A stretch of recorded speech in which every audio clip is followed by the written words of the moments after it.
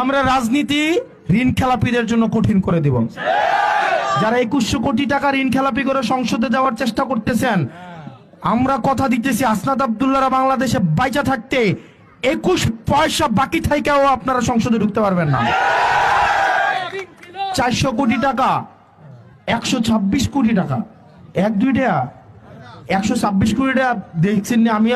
আমি দেখি নাই। আপনি টেস্টও পাস করলেন না, ফর্ম ফিল আপও করলেন না, অন পরীক্ষা যদি দিতে যান অন পরীক্ষা কি পরীক্ষা লইব? পরীক্ষা লইব? অন পরীক্ষা যদি না দিতে পারেন এটা কি আরেকজনের দোষ? এটা কি আরেকজনের দোষ? আপনি টেস্টে ফেল করছেন, ফর্ম ফিল আপের টেয়াটা দিতে পারেন নাই, অন আরেকজন দেখাই দিছে ও ফর্ম ফিল আপের এডমিট কার্ড লইয়া পরীক্ষায় আয় নাই, অন যে দেখাই দিছে তার কি দোষ? দেখাই দেওয়ার দোষ? তো পরীক্ষা যদি দেওয়ানের ইচ্ছা থাকতো তাহলে টেস্ট পরীক্ষা ভালো করে দিতেন, এডমিট কার্ড পূরণ করতেন, ফর্ম ফিল আপের টেয়াটা দিয়ে দিতেন, তাইলেও তো দেখাইতে পারলো নইলে কেউ, ঠিক কিনা?